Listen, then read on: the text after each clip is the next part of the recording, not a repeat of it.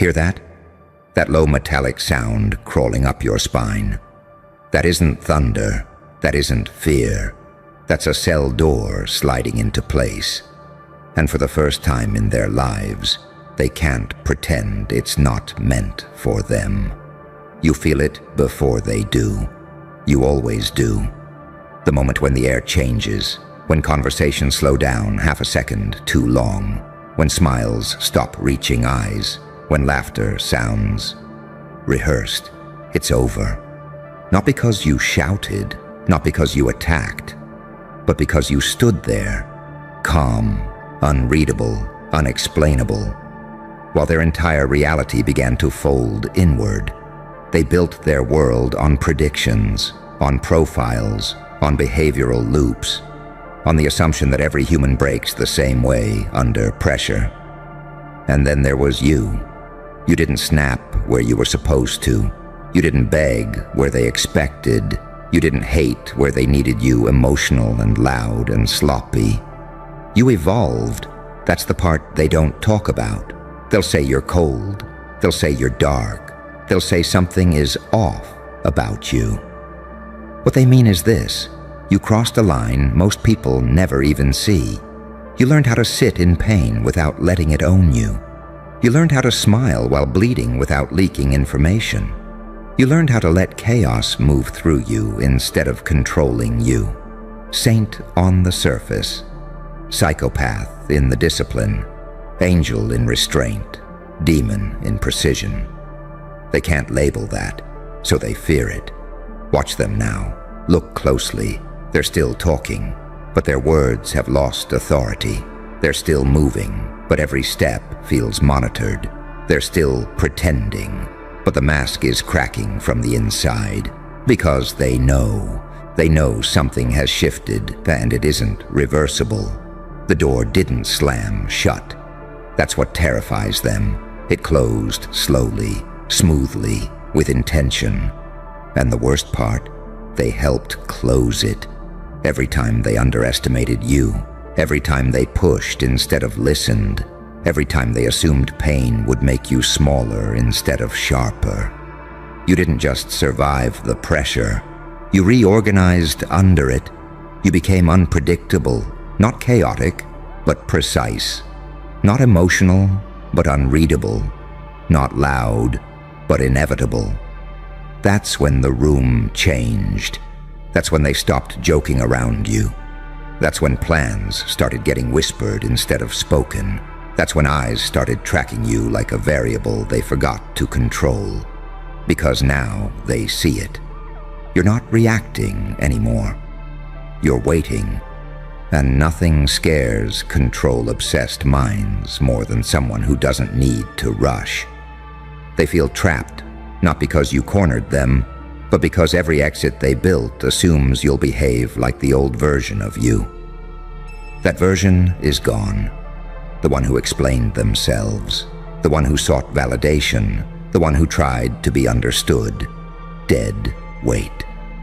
What stands here now is something forged in silence, something trained by betrayal, something sharpened by disappointment instead of shattered by it.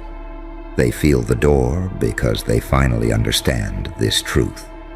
They no longer get access to your inner world, no reactions to study, no emotions to weaponize, no tells to exploit. You've become a closed system, and for people who survive by manipulating others, that's a prison. They'll test you again. Of course they will. They'll poke, they'll provoke. They'll try to resurrect the old you like a ghost they can control. Let them. Every test just confirms what they're already afraid to admit. You're operating on a level they don't have clearance for. You're not good or evil anymore. You're effective. You don't need revenge. You don't need applause. You don't need chaos. Your calm is enough. Because calm, in a world addicted to noise, feels like a threat.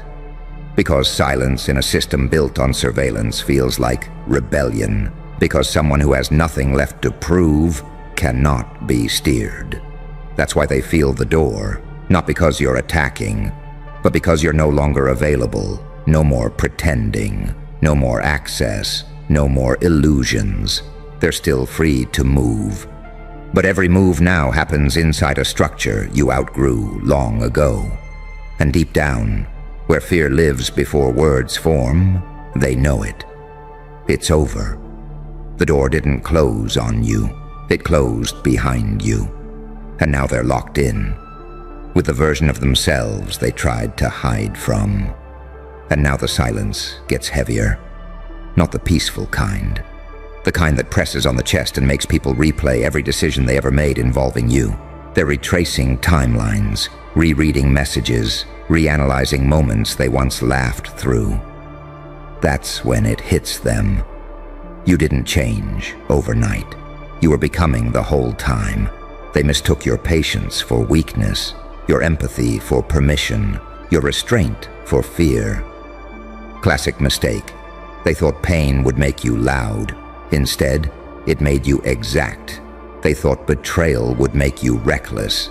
Instead, it trained your memory like a weapon. Every slight catalogued, every pattern logged, every mask memorized.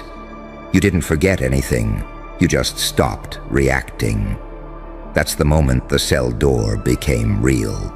Because now they're trapped with someone who sees through them without needing to confront them. Someone who doesn't need to expose them because the exposure is already happening inside their own minds. Watch how they start talking too much. Over-explaining, over-justifying, over-performing morality. That's panic. They sense it. The way you look at them now. Not with anger, not with hatred, with clarity. And clarity is terrifying to people who survive on confusion. You've become the paradox they can't solve.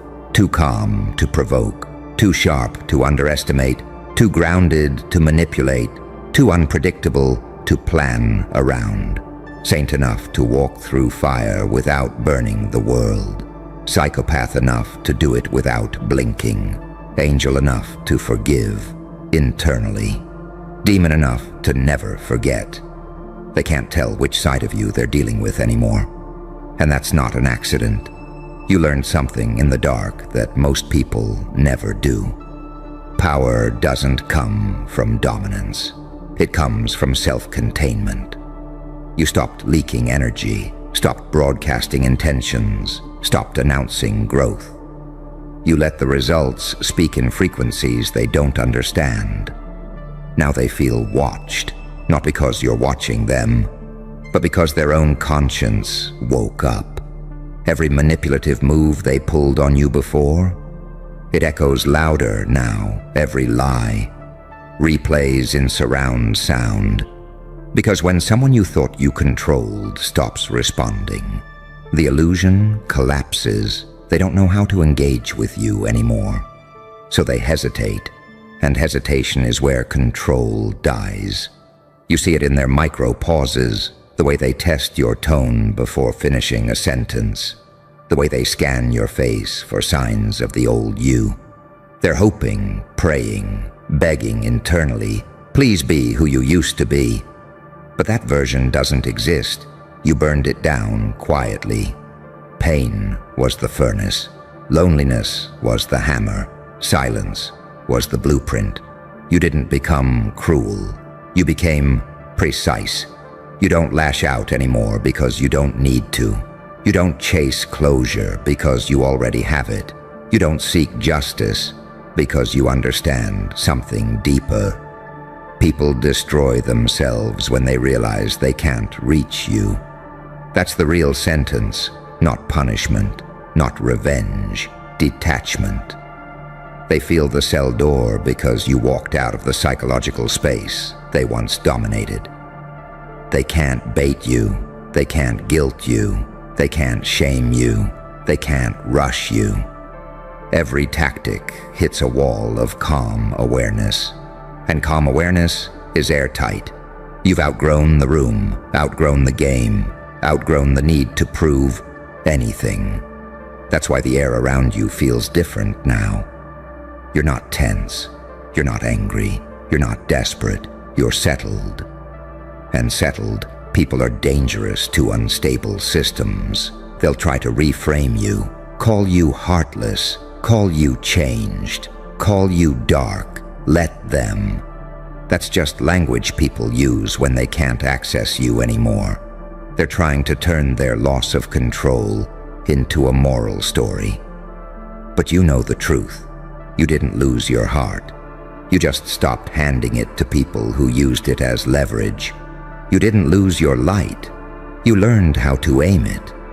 And now, every step you take echoes in their minds like a countdown, because they understand something they never planned for. You don't need them to fall.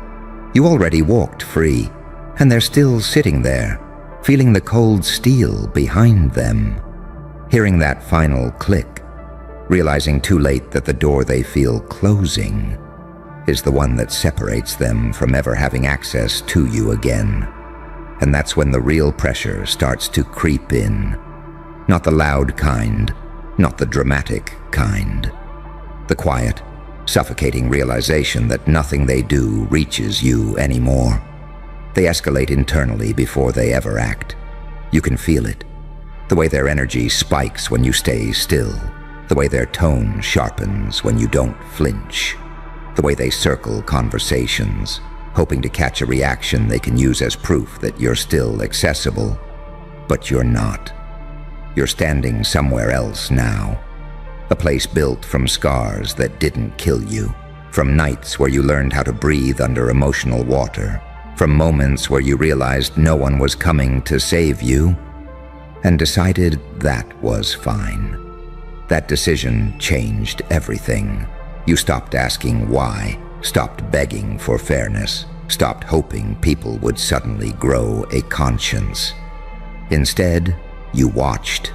And observation is evolution's favorite weapon. You noticed how patterns repeat, how cruelty disguises itself as confidence, how insecurity pretends to be authority, how control always panics when it loses influence. That's when the door really locked. Because now you don't just feel danger. You read it. You don't just sense manipulation. You anticipate it. You don't just survive chaos. You navigate it like terrain you've already mapped. They sense that shift. It unnerves them, because the version of you they remember was reachable through emotion, through guilt, through fear of abandonment. This version, this one operates on clarity. You don't argue facts. You don't defend yourself. You don't rush to be understood. You let people reveal themselves, and that takes patience. Most people don't have. They feel exposed now, even when you say nothing. Your silence forces them to hear their own thoughts. Your calm reflects their instability back at them, like a mirror they can't shatter. That's why they project, why they accuse, why they twist narratives. They're trying to regain footing in a game you stopped playing. You see it in how they exaggerate your darkness. They need you to be the villain. Because if you're not, then they have to sit with what they did.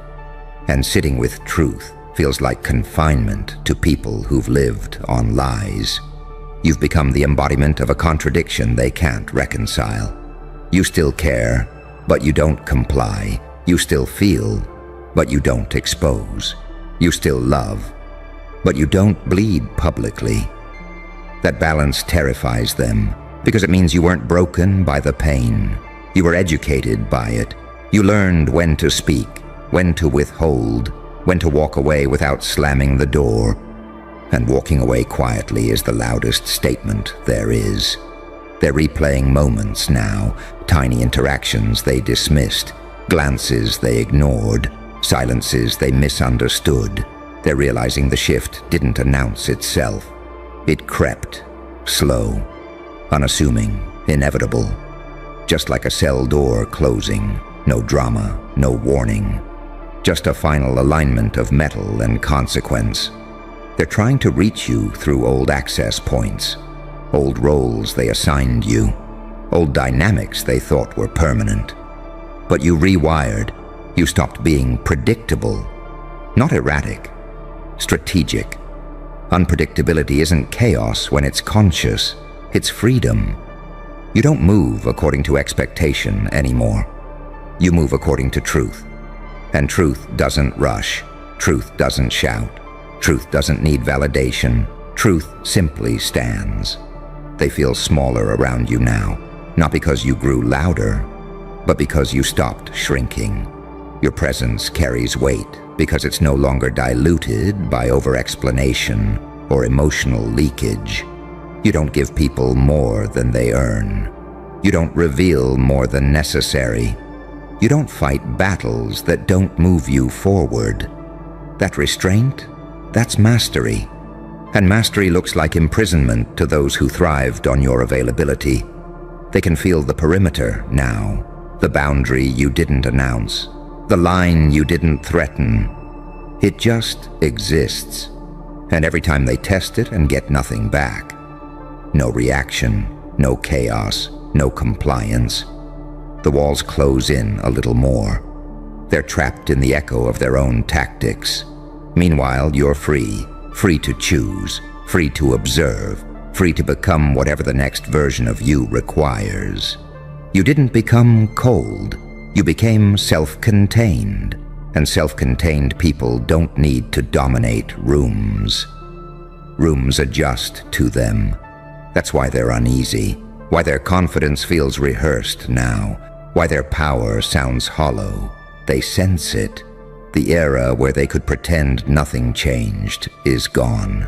And no matter how much they smile, no matter how convincing the act, deep down, in the place where denial can't reach, they know. The door didn't slam, it aligned. An alignment doesn't reopen for anyone who isn't meant to pass through. And now comes the phase they never prepared for.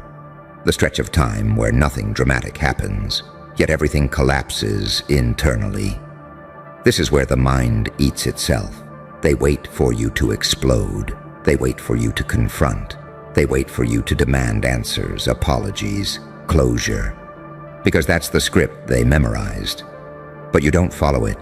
You let days pass. Weeks.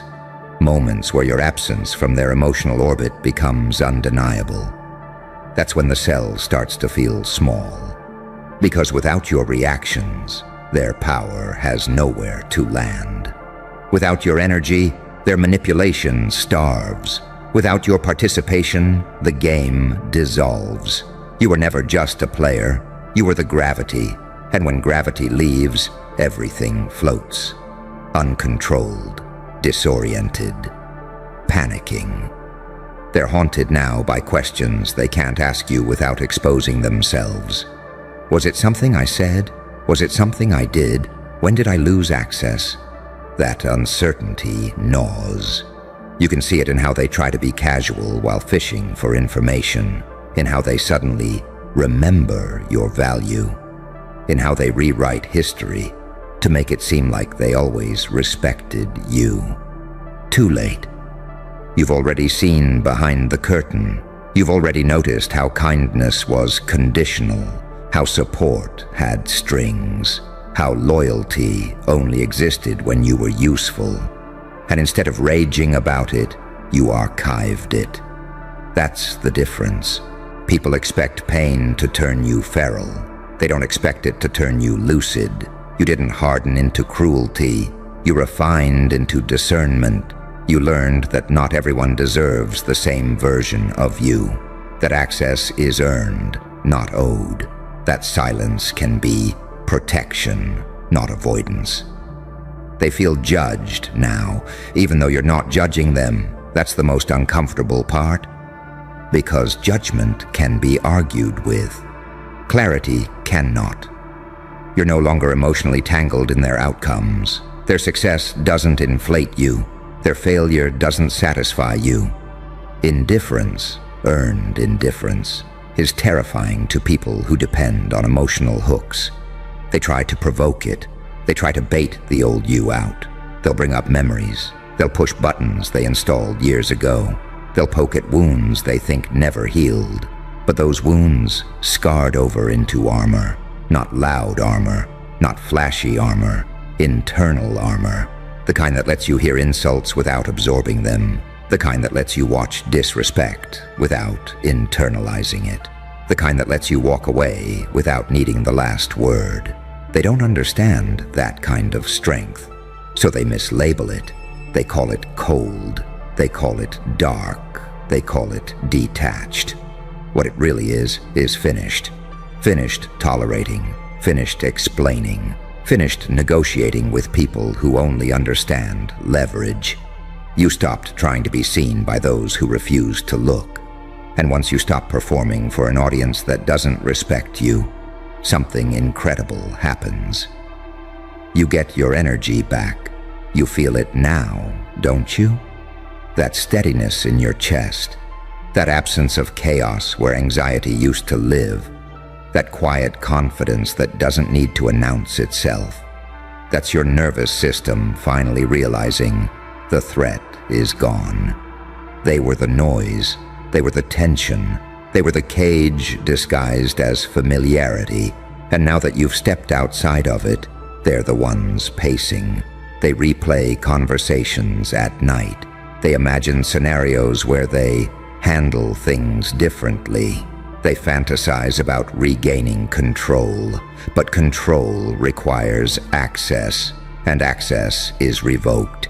They feel the cell door not because you locked it, but because the universe aligned consequences to match behavior. You didn't punish them. Reality did. You simply stopped interfering with the process. That's why you feel lighter. That's why you're harder to read. That's why people around them start noticing the shift, too.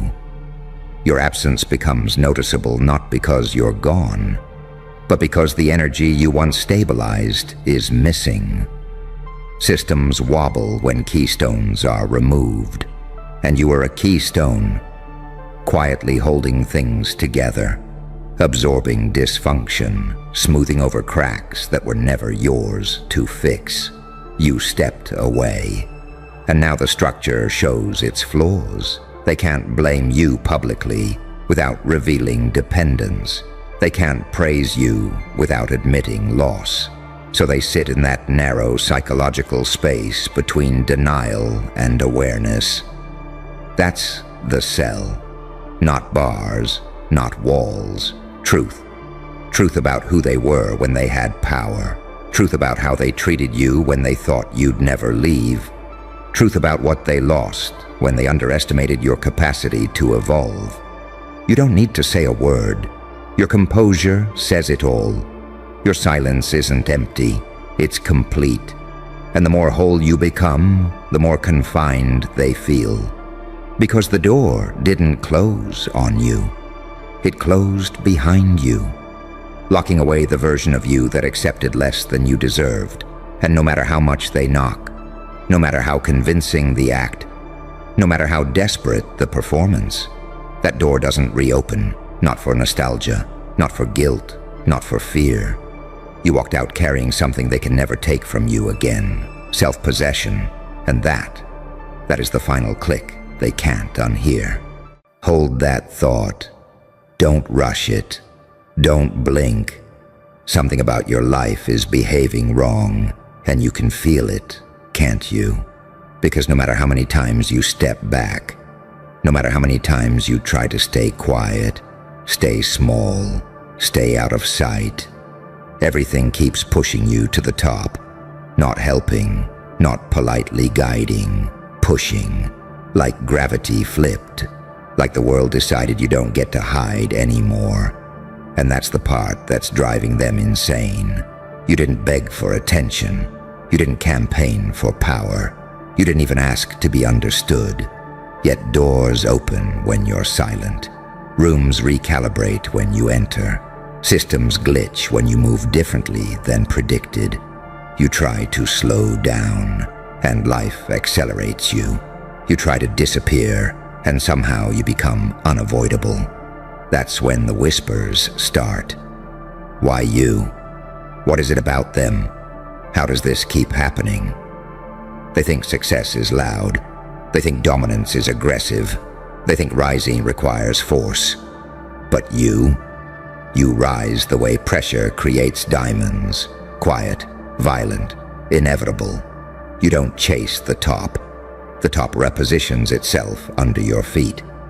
And here's the part nobody wants to say out loud. It's not because you're lucky. It's not because you're chosen in some fairy tale way. It's because you survived something that rewired you. You are forged in contradiction. Half saint, half psychopath. Too empathetic to be cruel. Too self-aware to be controlled. You learned pain without becoming stupid. You learned chaos without becoming sloppy. Where others broke, you observed. Where others reacted, you adapted. Where others collapsed into bitterness, you sharpened into something colder, cleaner, more dangerous. You didn't just evolve, you mutated. That's why the world can't treat you normally.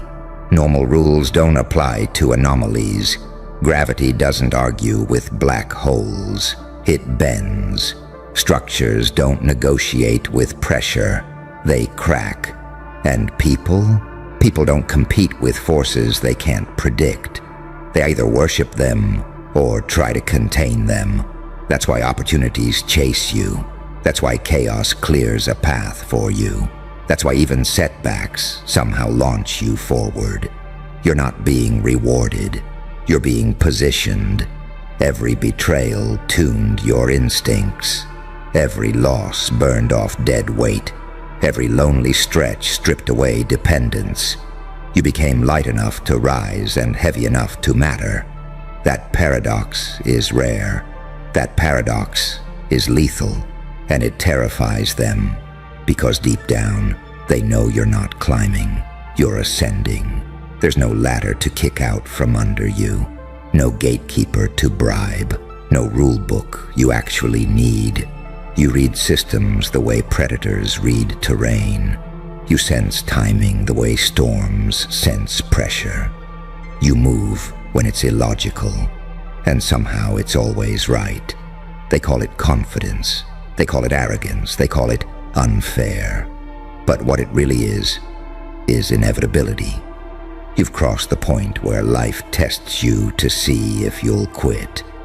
Now it tests others to see if they can handle you. That's why the resistance feels weak lately. That's why the obstacles feel performative. That's why even your mistakes don't bury you anymore. They advertise you. You're the kind of person whose scars become credentials, whose silence becomes a signal, whose presence rewrites the hierarchy without permission. And the craziest part, you didn't become this by wanting power. You became this by surviving reality with your eyes open. That's why everything pushes you to the top. Because the top isn't a reward, it's containment. It's the only place wide enough to hold someone who can't be boxed, categorized, or diluted. It's the only altitude where your mind doesn't suffocate. So let them stare. Let them speculate. Let them try to explain it away with words like timing or talent or luck. You know the truth. You're not rising because you're better than them. You're rising because you're built for pressure. And pressure always moves upward until it finds equilibrium. And right now, the world is adjusting to you. And here's the part that makes it even darker. This push you feel. It's not gentle because it's not optional. Life isn't asking if you're ready. It already ran the numbers. It already watched how you respond under stress, how you think when you're isolated, how you move when no one is clapping. And it decided something dangerous. You don't collapse, you compress. Every time the weight increases, you don't scream for relief. You get quieter, sharper, more precise. While others beg the universe for mercy, you start mapping exits, angles, timing. You don't hope your way out of chaos. You outthink it. And that's why reality keeps shoving you upward like it's correcting an error. Because people like you don't belong at ground level. Down there, everything is noisy, emotional, reactive, full of excuses and groupthink and fear masquerading as morality. Down there, they survive by blending in. You suffocate there. Your mind needs altitude. Your instincts need space. Your contradictions need room to breathe. You're not pure light. You're not pure darkness. You're that uncomfortable middle that sees both clearly. Angel enough to feel the weight of consequences, demon enough to act anyway. That balance is rare and unstable. Systems hate instability. Societies fear it. People resent it. But evolution depends on it. That's why the push feels relentless. You tried being normal once, didn't you? Tried shrinking your thoughts, dulling your edge, playing harmless. And what happened? You felt sick, restless, angry for no clear reason. Because pretending to be small when you're built to carry pressure is a kind of self-betrayal.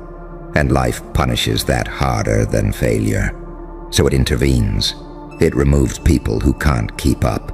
It exposes environments that limit you. It forces confrontations you didn't ask for. Not to break you, but to strip illusions away. To burn off the parts of you that still doubt your own weight. That's why comfort keeps rejecting you. Comfort is for maintenance models. You're not maintenance. You're a disruption. You're the variable that changes outcomes without announcing itself. You're the reason projections fail. You're the anomaly that makes experts pause mid-sentence and quietly rewrite their conclusions. And you feel it now, don't you? That strange sensation like you're being watched. Not by people, but by momentum itself. Like events are lining up a half second ahead of you. Like doors open before you reach for the handle. Like even opposition somehow feeds you instead of stopping you.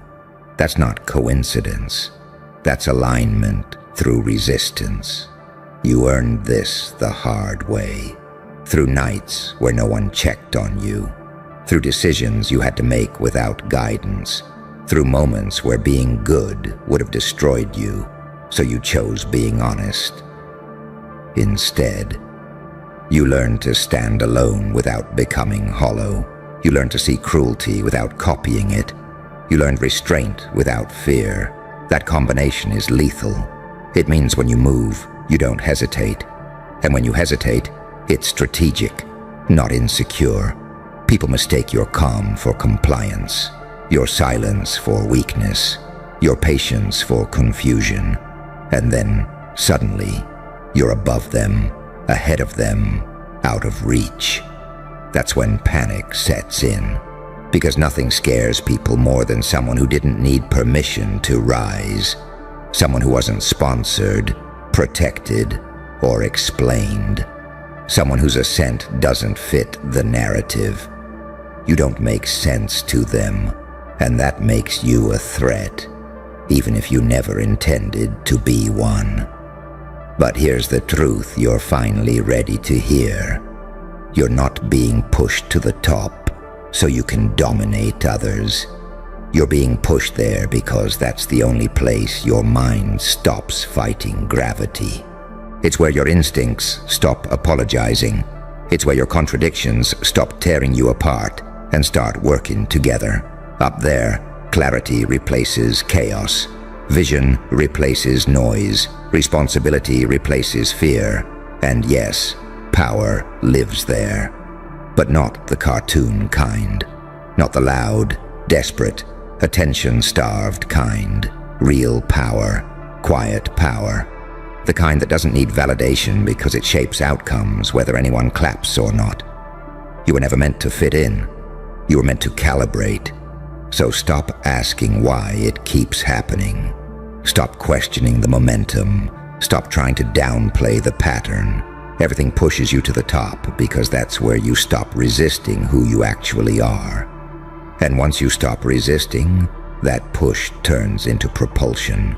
And propulsion is dangerous because once you feel it, you can't unfeel it. Once you recognize that the pressure wasn't trying to crush you but aim you, there's no going back to pretending this is random. The fear shifts.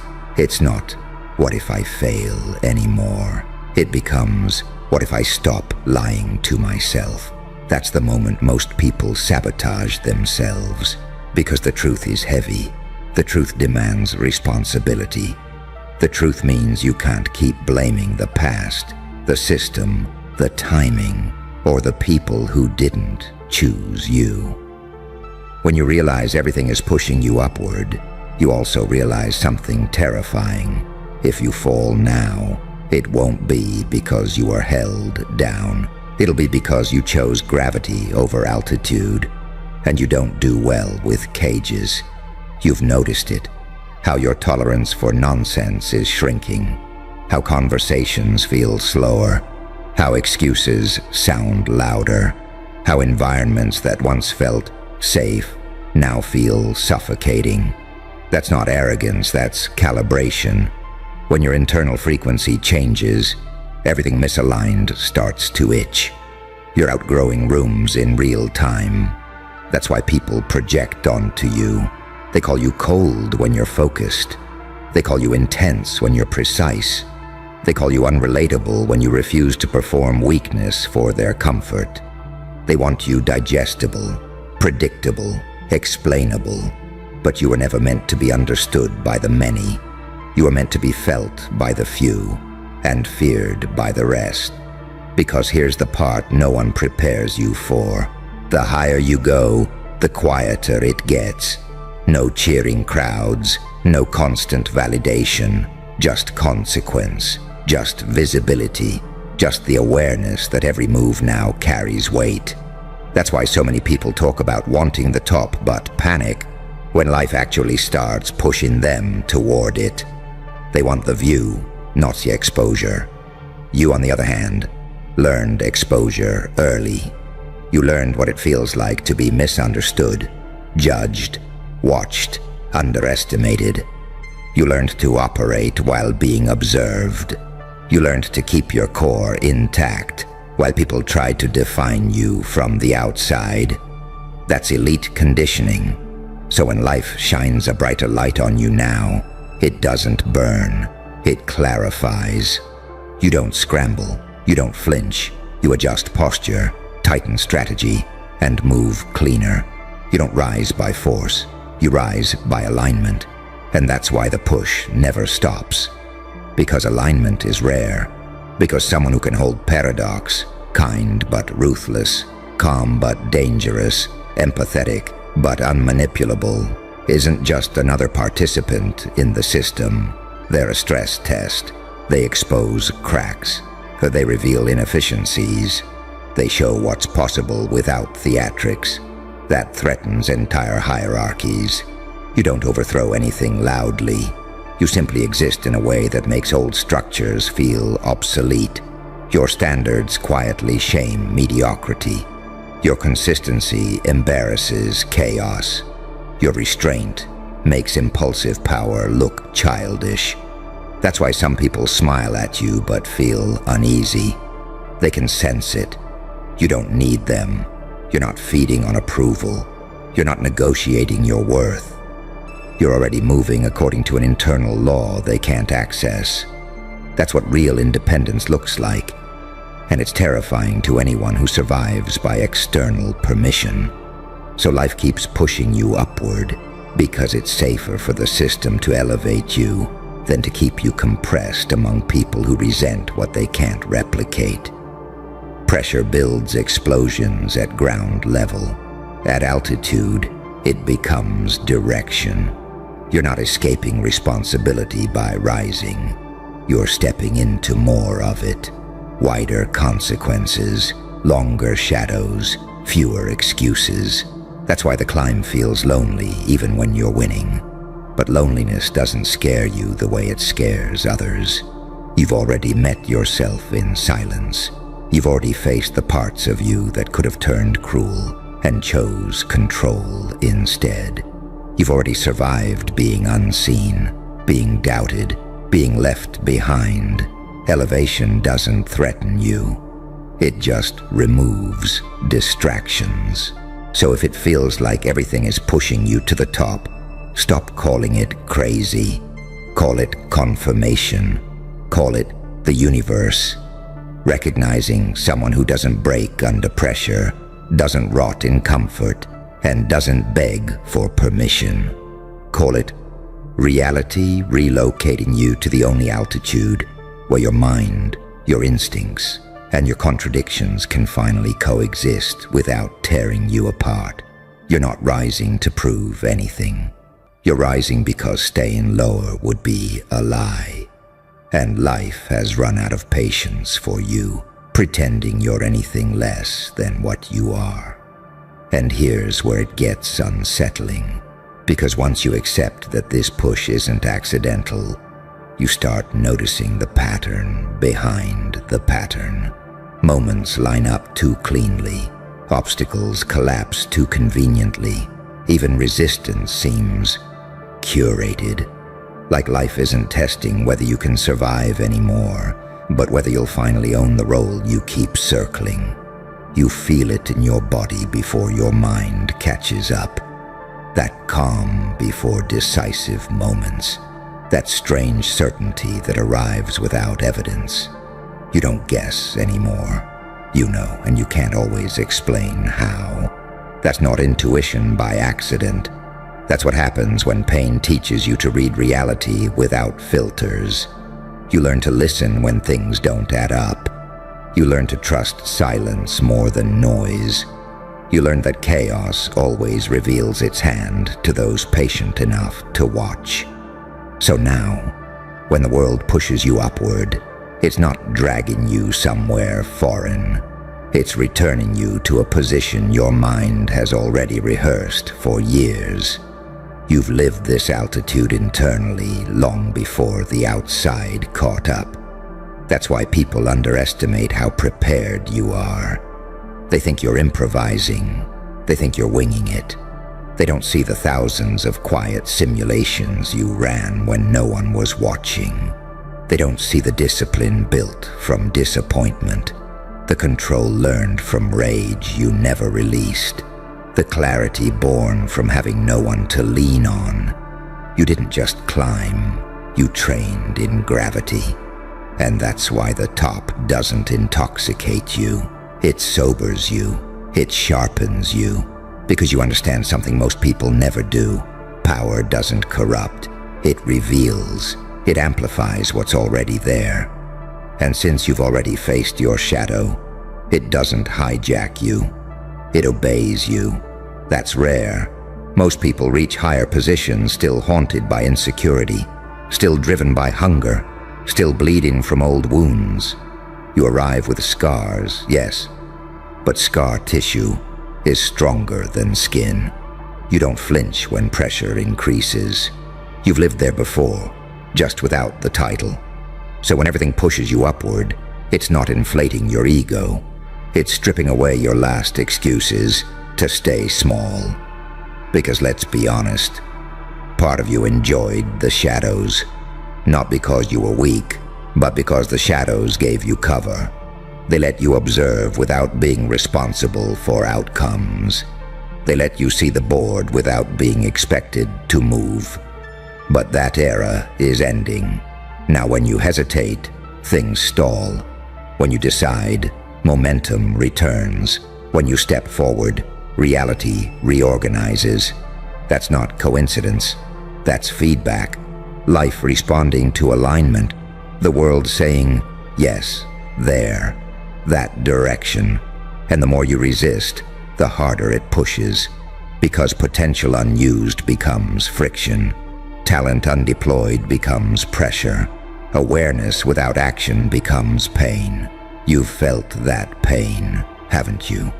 That restless tension when you play dumb about your own capacity.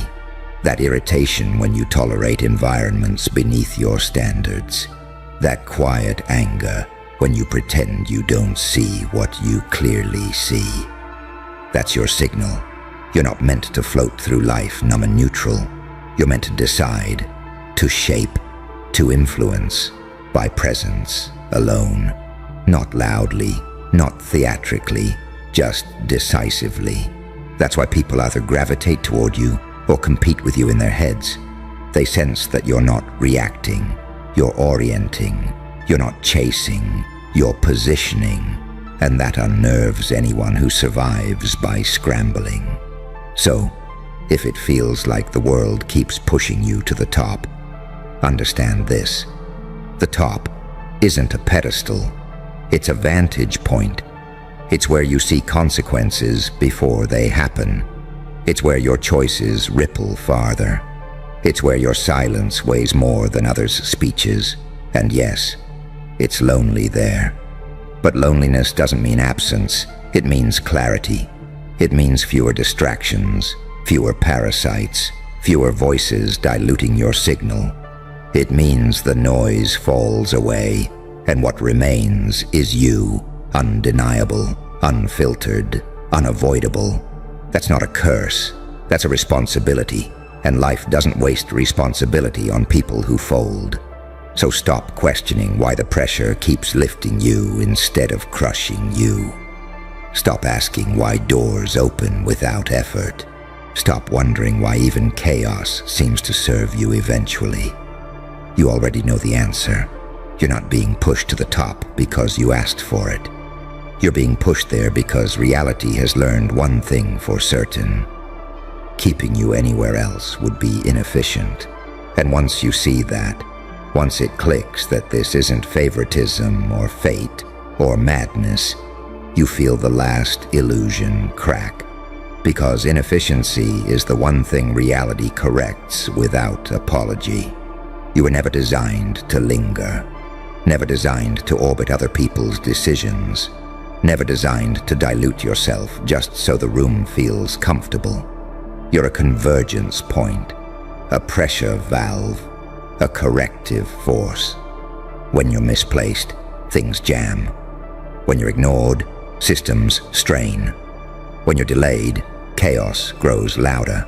So life reroutes you again and again and again until you're exactly where your presence does the least damage and the most work.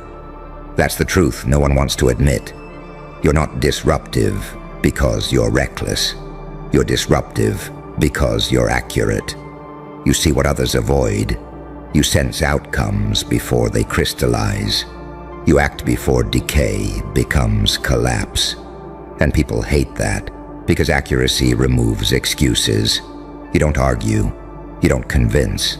You don't explain yourself into acceptance. You move, and the consequences speak for you. That's why even your silence carries authority now. That's why people pause when you pause. That's why hesitation around you feels expensive. You've crossed into a phase where your internal state dictates external conditions. That's power, but not the kind movies romanticize. It's not loud, it's not flashy, it's weight, it's inevitability. It's the quiet understanding that once you commit, there's no going back, not for you, not for anyone affected by your choice. And that's why the push never felt gentle. Because gentleness would insult what you survived. Because softness would suggest you're fragile. Because asking nicely would imply you might refuse. You won't. Not anymore. You've already paid the price of becoming. You've already lost what couldn't follow. You've already shed identities that kept you small. There's nothing left to protect but truth. And truth doesn't crouch. So when everything pushes you to the top, don't interpret it as pressure. Interpret it as recognition. Recognition that you don't need motivation. You respond to alignment. Recognition that you don't need supervision. You self-correct. Recognition that you don't need approval. You move whether it's given or not. That's why the path clears. That's why resistance converts into fuel. That's why even fear feels different now. Not paralyzing, but sharpening. You were never meant to be comfortable. You were meant to be precise. And the top, The top isn't a destination. It's just the altitude where pretending ends, where responsibility meets capacity, where who you are finally matches where you stand. So stop asking why it keeps happening. Stand where you're being placed, because the world isn't pushing you upward to test you anymore. It's doing it because you're already strong enough to carry what comes next. Welcome, you beautifully cursed little miracles. Yeah, I'm talking to you. The one who walked in here dragging 1,000 invisible chains and still tried to act normal like that doesn't hurt. Let's talk about this. Hex you're under. That voice in your head that whispers, "You're not enough. You're too late. You're too broken. Sit down. Stay quiet. Don't even try." You know the one. You've treated that voice like law, like a spell, like some dark contract you signed when you were 12 and sad, and nobody noticed. And now you see people online. You see someone like you, same age, same city, same scars. Blink, shrug, and suddenly they're not playing by the old rules anymore. They move differently. They talk differently. They walk like they've never been humiliated a day in their life. And your brain goes, "Nah, this can't be legal. Since when can someone unhex themselves by blinking?" Let me ruin the illusion for you. They didn't get permission. They didn't ask. They didn't wait for the universe to stamp "approved" on their forehead. They just stopped obeying the curse. And that's what nobody told you. You didn't have to wait for the spell to expire. You grew up thinking pain was paperwork, that you needed a signature from God, your parents, your ex, your therapist, your horoscope, your follower count. Someone had to say, "Okay, you're allowed to be free now." So you sit there, waiting for an apology that's never coming, waiting for someone to understand you fully, but you barely understand yourself, waiting for motivation to magically appear like an Amazon delivery, waiting for a sign. You know what a sign really is? A moment you finally decide to stop pretending you're powerless. A blink, that's all. One tiny, stupid, microscopic decision in your own head that the rest of the world can't even see. You blink, and you silently decide, "I'm done playing the cursed version of me." That's it. That's the crime. That's the "this can't be legal" moment. Let's be real for a second. You weren't cursed by a witch. You were cursed by a parent who only loved the obedient version of you. A teacher who made you feel stupid for not learning like everyone else. A friend who weaponized your secrets. An ex who told you no one else would ever want you. A world that profits off your low self-esteem. You didn't get hit by black magic. You got hit by repetition. The same words, the same looks, the same disappointment. Again, and again, and again. Until you started repeating it yourself. "I'm annoying. I'm not enough. I ruin everything. I can't change." You know what a curse really is. A sentence said so many times it starts to sound like the truth. Now here you are, scrolling, existing, breathing, but not really living. And suddenly you see people unhex themselves like it's a joke. They leave toxic family dynamics. They quit soul-sucking jobs. They stop chasing half-hearted love. They start acting like they actually matter. No ceremony, no ritual, no priest, no paperwork, just a mental blink. They go from, "Everybody hates me, I should shrink," to, "Even if you hate me, I'm not shrinking." You look at that, and your soul screams, "Wait, we're allowed to do that?" Yes, you've always been allowed. You were just trained not to. Let's talk about that training. You were trained to be small, to be quiet, to be grateful for crumbs. to feel guilty for wanting more, to apologize when you exist too loudly. You were trained like a dog that got shocked enough times it stopped walking past a certain line, even when the shock collar got turned off years ago.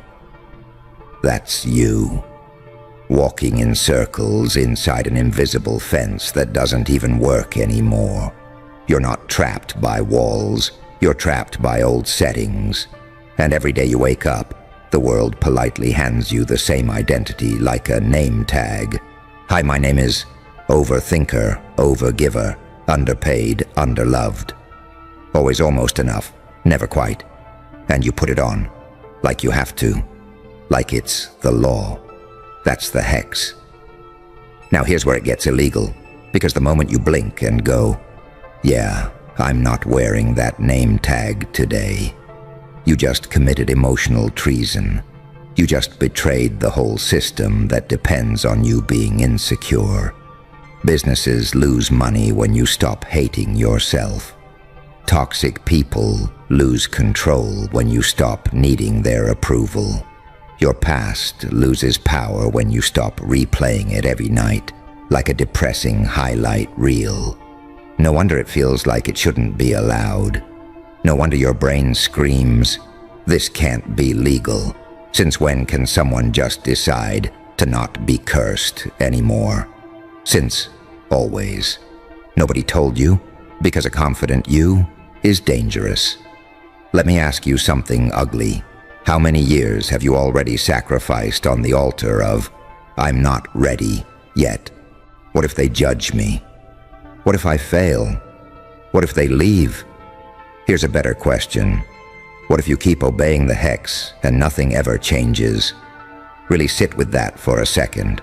Same room, same job, same people, same self-hate. 5 years from now. You think your heart can survive that? Because under all your numbness, you know you're not built for a small life. You know it. It leaks out sometimes.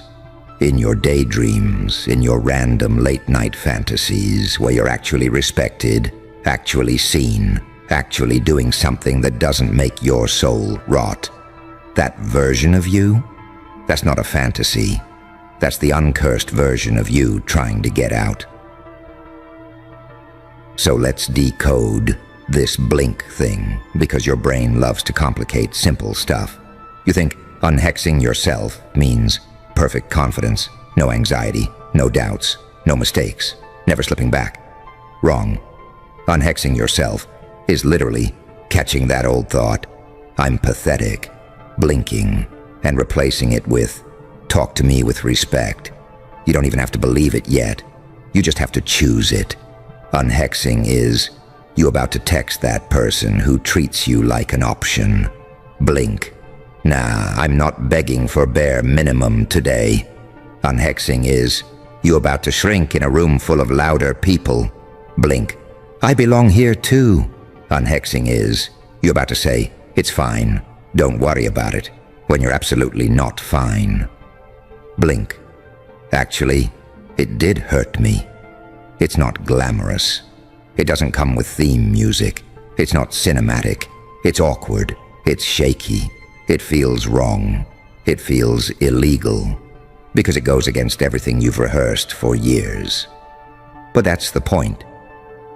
You think you're waiting for confidence. But confidence isn't the starter. It's the side effect. You blink first. You act differently first. You walk into the room as if you matter, before your brain has fully caught up to the idea. And your system freaks out, heart racing, hands sweaty, thoughts screaming, "Who do you think you are?" They're going to laugh. You're not that person. That's the old hex fighting for its life. You're not having a breakdown, you're having a breakout. The cage is rattling. Of course, it's loud. People will say, "You've changed. Good. That's the plan." They'll say, "You're different now. Thank you. Took long enough." They'll say, "You're acting brand new." Because you are. You blinked. You updated your operating system. And the ones who only knew the obedient, apologetic, self-erasing you. Yeah, they're gonna call your freedom attitude. They're gonna call your boundaries rudeness. They're gonna call your self-respect ego. Let them. They were never meant to understand your uncursed version anyway. Let's talk about something else you don't like to admit. You are loyal to your suffering. You cuddle your pain like a childhood blanket.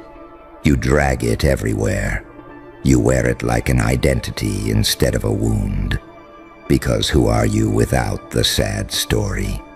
Who are you if you're not the broken one, the overlooked one, the tragic one? Terrifying question, right? Because if you drop that story, you're not the victim anymore. You're the one who has to move. And moving is scary.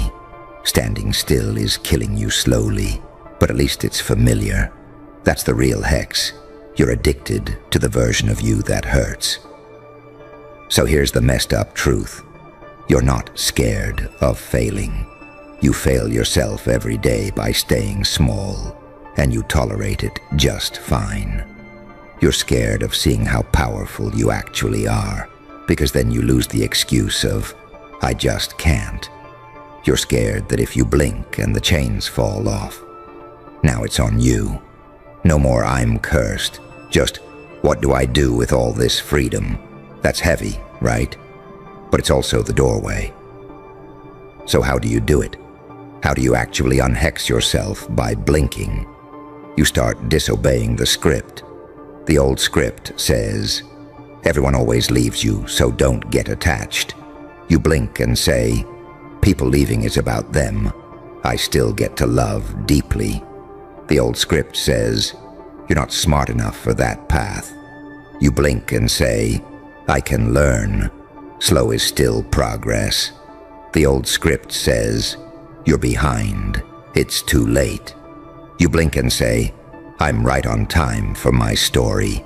You don't have to shout it. You don't have to post it. You don't have to announce it at all. You just practice it, quietly, rudely, persistently, until the hex doesn't fit you anymore. Here's what nobody prepared you for. The moment you stop believing the curse, the world doesn't suddenly become kind. Sometimes it gets harsher first, because now you're saying no more. You're calling out disrespect. You're walking away from situations that used to own you. You're daring to want more than survival. And that threatens people who are still obeying their own curse. They will try to hand your chains back. Don't be difficult. Just be grateful. Why are you making things complicated? You're so sensitive lately. That's how they say, get back in your cage so we feel comfortable again. Blink. Don't go back. There's a version of you that doesn't flinch every time someone raises their voice. A version that doesn't over-explain every boundary like you're defending a crime. A version that doesn't spiral for hours because a message was left on read. A version that doesn't analyze every social interaction for evidence that you're unlovable. That version of you is not a fantasy. They're buried under layers of be nice, be quiet, be small. Don't make a scene. They're waiting for you to do something unbelievably simple and unbelievably terrifying. Refuse to keep playing cursed. You want practical? Fine. Here's what blinking looks like today. Not in some dramatic movie. You're about to stalk someone's profile for the 50th time, looking for proof they don't care. Blink. Put the phone down. Do one thing for you instead. You're about to say yes to a favor that drains the life out of you. Blink. Say, I actually can't this time. You're about to insult yourself in your head. Blink. Say, we're not talking to me like that anymore. You're about to let a goal sit in your notes app for another month. Blink. Do one tiny, ugly, imperfect action toward it. It won't feel epic. It'll feel clumsy and small, but repeated tiny rebellions. That's how curses die. Not with a bang, with 1,000 quiet no's to the old story and 1,000 quiet yeses to the new one. People love to say, healing isn't linear. Cool slogan. Sounds nice. But here's the add-on they forget. Just because it isn't linear doesn't mean you have to stand still. You can spiral and still be moving upward. You can have bad days and still be breaking patterns. You can cry and still be stronger than you were last year. The Hex wants you to believe that one slip means you're back to zero. You're not. You're never back to zero, because you're walking with awareness now. You blinked once. You can blink again. Let's get a little darker, because you can handle it. Imagine your future self watching you right now like a scene in a movie. They're sitting in some life you can't fully imagine yet, in a room that's peaceful, around people who actually love them, doing work that doesn't make them want to evaporate. They look back at you, at this moment, at you lying in bed, scrolling, overthinking, feeling like you're made of cement and regret. And they're screaming in their head, that was the day, that was the moment, that was when you finally got sick of your own excuses. That was when you blinked, not because fireworks happened, not because some huge event took place, but because on a random, ordinary day, you finally decided, I'm not cursed, I'm conditioned, and conditioning can be broken. That was the crime. That was the jailbreak. You keep thinking you need motivation. You don't. You need defiance. Motivation is, I feel like it. Defiance is, I'm doing it even if I don't. Motivation is a good mood. Defiance is a personality shift. You want to be unstoppable? Stop worshipping how you feel in the moment. Blink. Do the thing anyway. Because once you prove to yourself that you can move without permission from your feelings, the Hex loses its last weapon. You think your story is over because of what's already happened. But the story doesn't end when something breaks you. The story ends when you decide that's the last chapter, and you haven't decided that. You're still here, still breathing, still curious enough to listen to some chaotic clown rant about unhexing yourself by blinking. That means a part of you isn't done. A part of you is still hungry, not for drama, not for attention, for peace, for power, for a life that doesn't feel like punishment. Feed that part. You know what's wild? You already blinked 1,000 times in your life while thinking you were powerless. Blinked while being disrespected. Blinked while making yourself smaller. Blinked while agreeing to things that killed your spirit. Every one of those moments could have been the opposite. And now you know that. So here's the question. What are you going to do with that knowledge? Keep pretending the Hex is stronger than you, or finally admit the scariest truth of all. You've always been the one holding the key. One thought, one decision, one blink at a time. You start to feel it first in those tiny, awkward situations where you'd usually fold. Your friend makes that joking comment that always stings. Before, you'd laugh it off, swallow the hurt, go home, and overthink it for 3 hours. This time, you blink. Your chest tightens. You look at them and you just say, yeah, don't say that about me again. The air gets weird. They go quiet. Your brain starts screaming, abort mission, you're being dramatic, they'll leave, you ruined the vibe.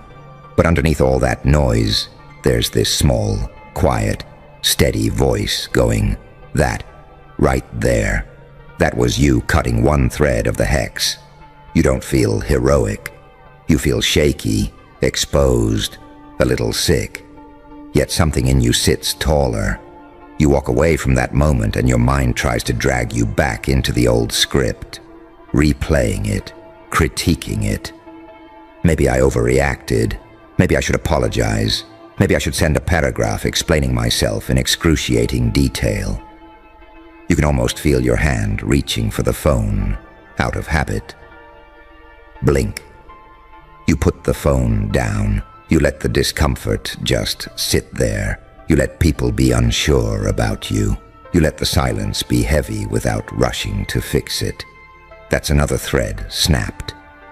You always thought power would feel like confidence, chest out, head high, no doubts. It doesn't.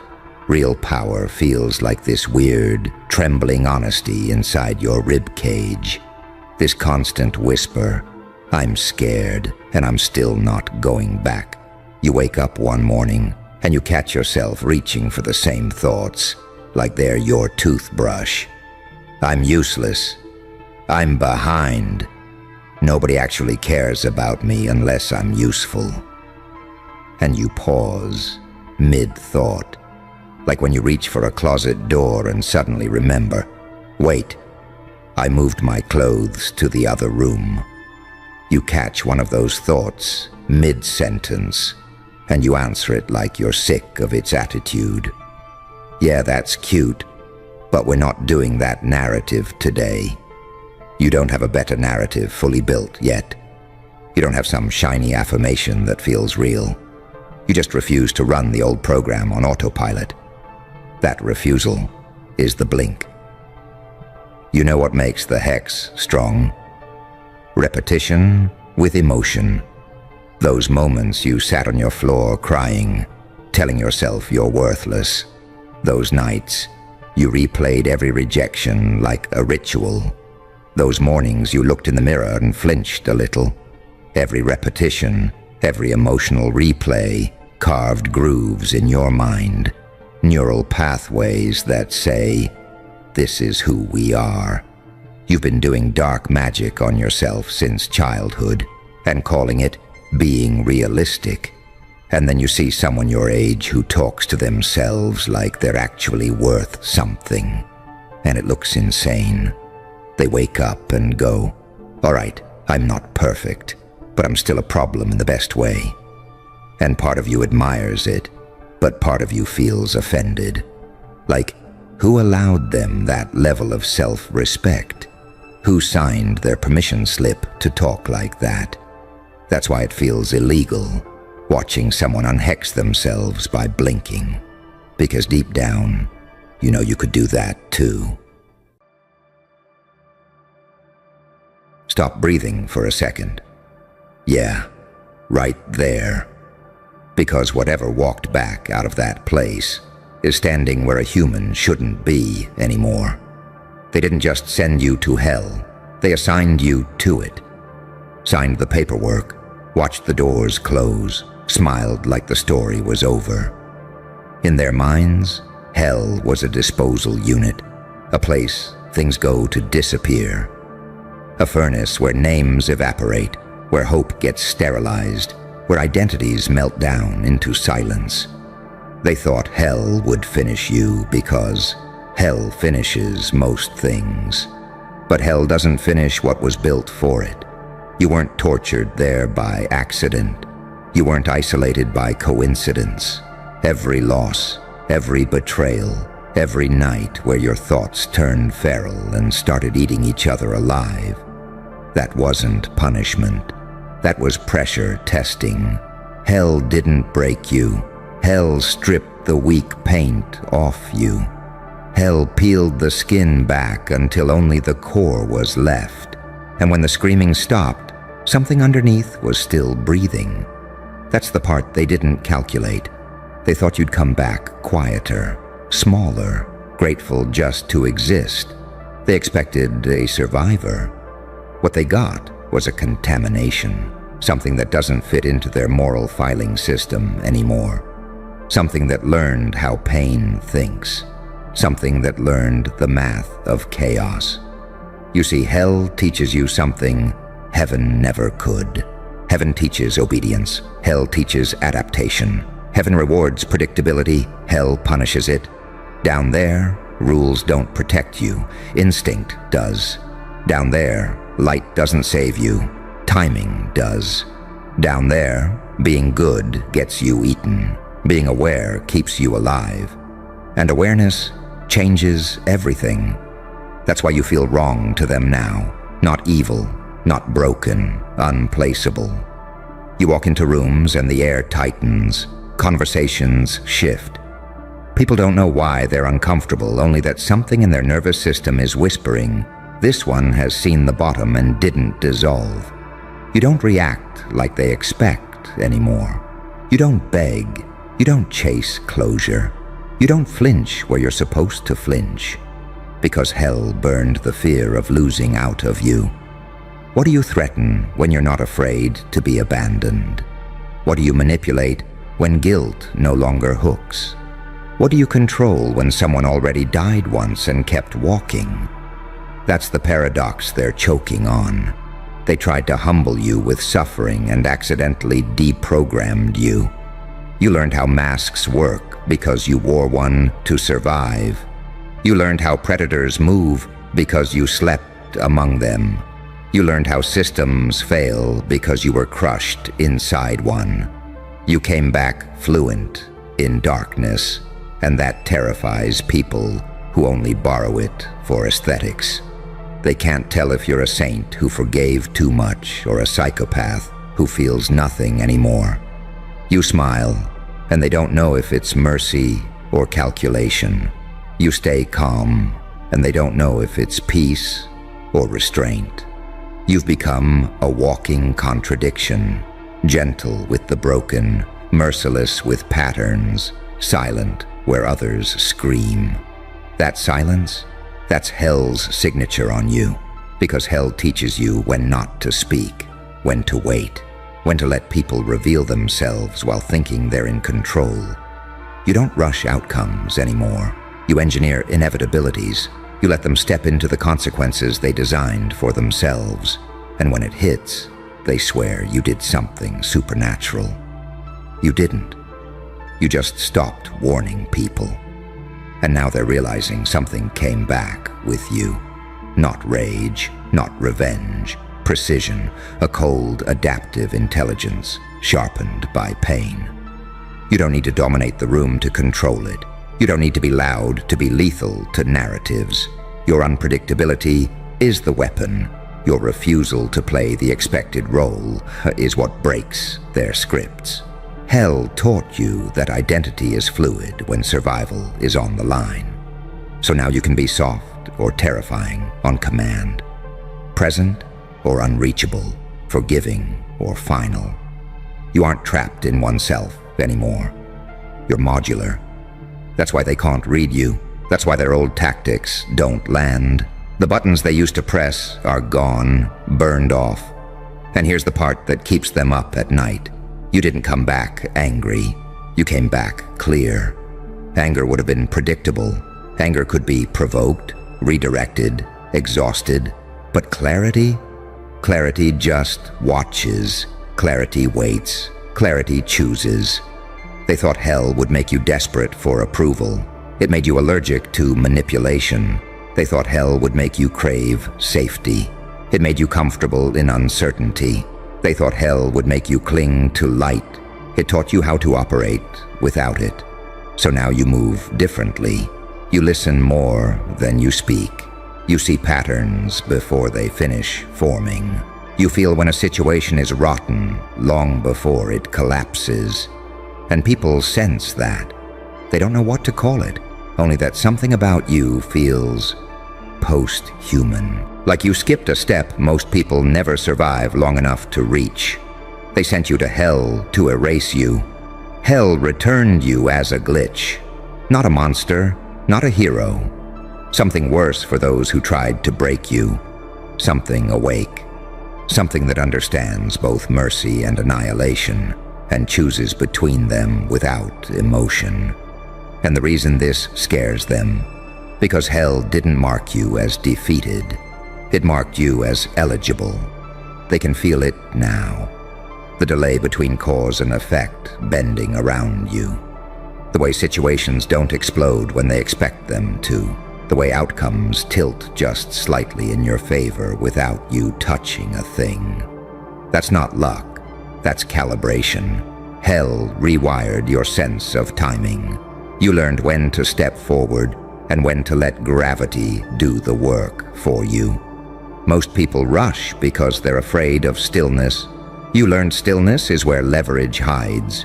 You don't chase closure anymore because hell showed. You closure is a luxury of the untested. You don't need apologies to move on. You don't need validation to exist. You don't need witnesses to know who you are. That's why your presence destabilizes people who live off reaction. They can't read your hunger because you don't look hungry. You don't look desperate. You look complete in a way that doesn't ask permission. And that completeness, it's not peace. It's integration. You didn't kill the dark parts of you down there. You recruited them. You didn't amputate the rage. You disciplined it. You didn't erase the fear. You taught it where to sit. You didn't deny the cruelty you're capable of. You put it on a leash and made it wait for command. That's the difference between someone who survived hell and someone who graduated from it. They're still stuck in moral cartoons. Good people here, bad people there. Angels versus demons, clean versus corrupt. You don't see the world like that anymore. You see gradients. You see incentives. You see pressure points. You see how even the kindest faces fold when resources thin out. You see how monsters are often just cowards with permission. And you see how saints can do horrific things when convinced they're right. That's why you're dangerous now. Not because you want to hurt anyone, but because you can't be lied to the same way anymore. They try the old tricks, gaslighting, reframing, emotional theater. You watch it like a rehearsal you've already seen. You don't interrupt. You don't correct them. You let them keep talking until they indict themselves with their own rhythm. Hell taught you that people reveal the truth when they think they're winning. And when you finally move, it's quiet, surgical, no drama, no speech, just consequence. That's what makes them whisper about you when you're not in the room. That's why your name carries a weird weight now. Like a file no one wants to open, but everyone knows exists. You don't posture, you don't threaten, you don't announce revenge. You simply don't behave like someone who can be cornered, because you already lived in a corner where time stopped and pain echoed forever, and you didn't dissolve. You learned something down there most people never learn up here. Suffering doesn't automatically ennoble you. It reveals you. It strips away the stories you tell yourself until only behavior remains. Hell showed you exactly who you are when comfort is gone. And instead of collapsing, you adapted. Instead of begging, you observed. Instead of breaking, you evolved. So now when life throws chaos at you, your nervous system doesn't panic. It recognizes the terrain. You've been here before. Different costumes, same mechanics. Pressure, uncertainty, betrayal, silence. You don't need control anymore. You need alignment. And once you're aligned, things start falling into place like dominoes that have been waiting years for a breath. They mistake your restraint for weakness. They think because you're not loud, you're not capable. Because you're calm, you're harmless. Because you forgive selectively, you forgot what pain feels like. They have no idea forgiveness was a strategy you learned to conserve energy, not a moral obligation you owe anyone. You know exactly what you're capable of. That's why you don't need to prove it. Hell taught you the ultimate paradox. The more power you gain, the less you need to display it.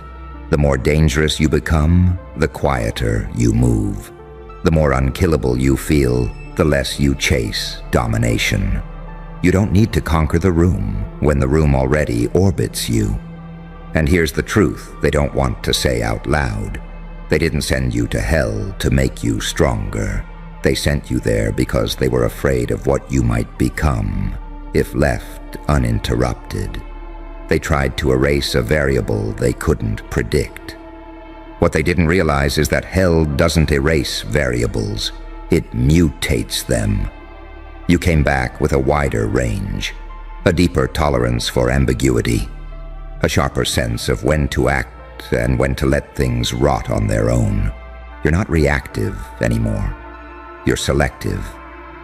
And selection is where real power lives. So when they look at you now and feel uneasy, it's because something in them recognizes a truth they're not ready to face. You didn't just survive hell. You made peace with it. You took its lessons without becoming its caricature. You didn't turn cruel. You turned exact. They can't decide if you're a warning or an omen, if you're the proof that suffering can alchemize into something refined, or the reminder that not everyone comes back smaller. Some come back sharpened. Some come back with their illusions burned off, and their instincts tuned to a frequency most people can't hear. And the reason they can't stop watching you? Because somewhere deep down, they know this isn't the end of your story. This is the phase where things start bending, where patterns break, where the rules they relied on stop applying around you. They sent you to hell expecting an ending. What came back was a beginning they don't have language for. And whether they admit it or not, whether they cheer or whisper or pretend you don't exist at all, they can feel it. Something that shouldn't exist is no longer asking for permission to stay. And now the world keeps testing you, not because it doubts you, but because it doesn't know what you are anymore. Systems only know how to deal with categories: victim, villain, winner, loser, redeemed, destroyed. You slipped between those labels somewhere in the fire, and ever since, reality's been squinting at you like a corrupted file it can't classify.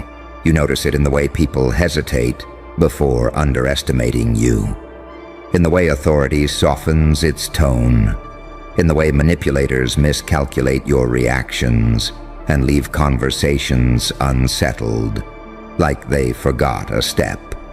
You're not playing the same psychological games anymore because hell forced you to learn a different rule book. Control is temporary. Awareness is permanent. That's why you don't rush to dominate. You don't need to. Dominance exhausts itself.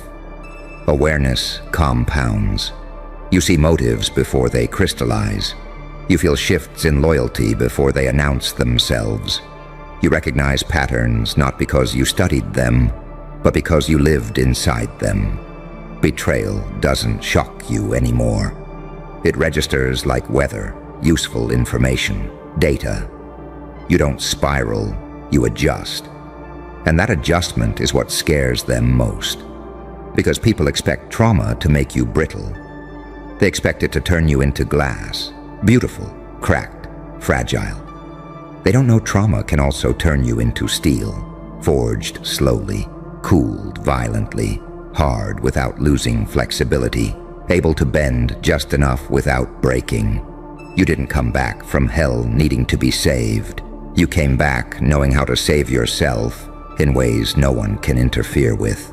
That independence is radioactive to people who need leverage over you to feel safe. They can't guilt you into compliance. They can't scare you into obedience. They can't bait you with approval, because you already know what disapproval feels like when it's infinite. Hell taught you how low things can go and still be survivable. Everything above that feels negotiable. So when life throws threats at you now, they don't land with the same weight. You've already been stripped of everything that mattered once. Identity, reputation, belonging, certainty. You rebuilt yourself without those crutches. That means anything they threaten to take now is optional. That's a terrifying position for the world to face, because people who have nothing left to lose, but everything left to refine, don't move predictably. They don't cling, they don't chase, they don't beg systems that already failed them. They build parallel realities inside themselves and let the outside world catch up or collapse, trying. You don't argue your worth anymore. You let time expose who was wrong. And the strangest part? You're not bitter. Bitterness requires attachment to an old story. You outgrew that story in the fire. You don't hate the people who sent you there.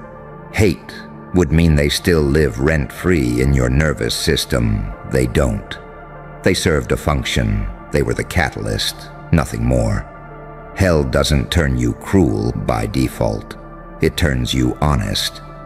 Honest about how fragile social contracts are. Honest about how conditional love can be. Honest about how quickly morality bends when pressure rises. You saw the scaffolding behind the performance, and now you can't unsee it. That's why you don't romanticize people anymore. You assess them. You meet them where they are, not where they pretend to be. And that assessment gives you an edge most people never develop. You can be warm without being naive. You can be kind without being weak. You can be merciless without being reckless. You don't confuse empathy with self-sacrifice anymore. You don't confuse forgiveness with access. You don't confuse silence with submission. They keep waiting for you to explode, to spiral, to relapse into who you used to be under stress. They don't understand that hell burned that version of you to ash.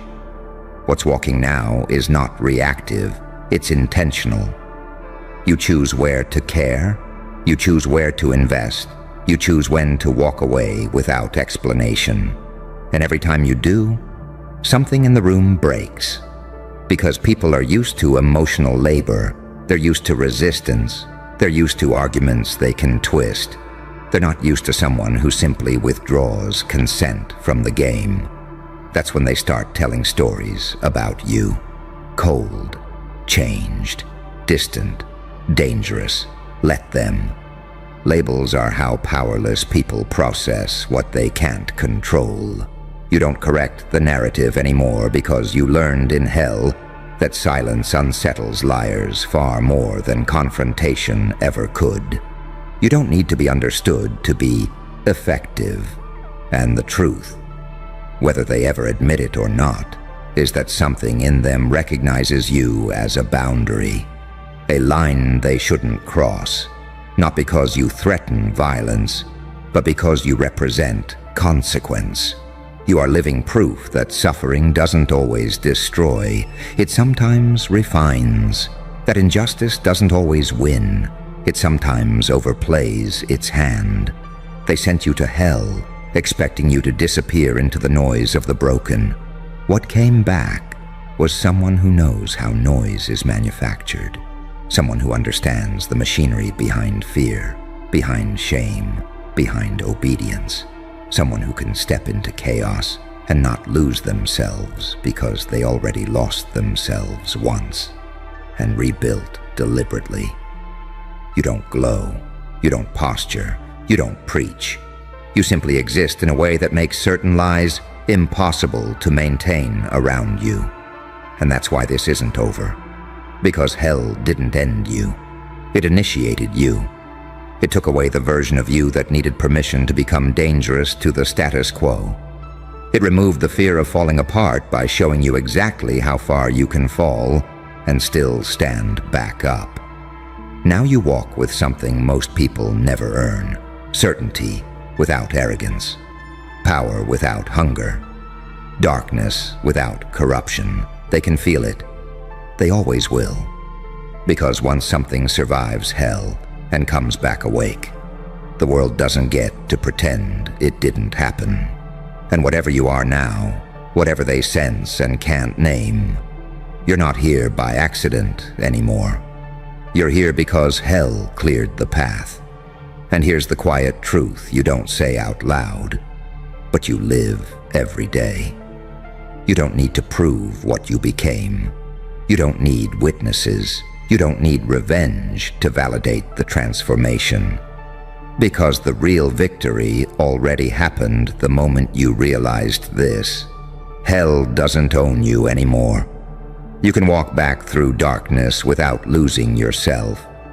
You can stand near fire without flinching. You can hear the old echoes and feel nothing but clarity. The place that was supposed to erase you no longer has jurisdiction over your nervous system, your choices, or your future. They sent you there thinking it was an ending. It was a filter. Everything fragile burned away. Everything false collapsed. Everything real stayed. So if they sense something wrong when you enter the room, good. If they feel watched by consequences they can't name, let them. If they whisper that you changed, tell them nothing. You didn't come back to haunt them. You came back unowned. And that thing they say shouldn't exist. It's not here to destroy the world. It's here to move through it untouched. And that scares them more than hell ever could.